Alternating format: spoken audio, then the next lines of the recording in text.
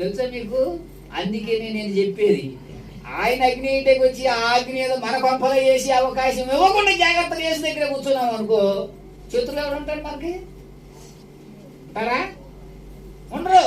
అందుకే నేను దైవ గ్రంథాన్ని చాలా పక్కాగా చదవాలి.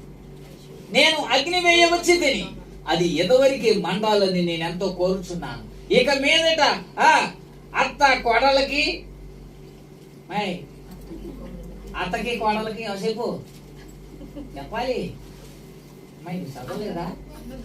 అన్నదమ్ములకి, అక్క చెల్లెళ్ళకి చెప్పలేదండి. తండ్రి కుమారుడుకును, కుమారుడు తండ్రికి,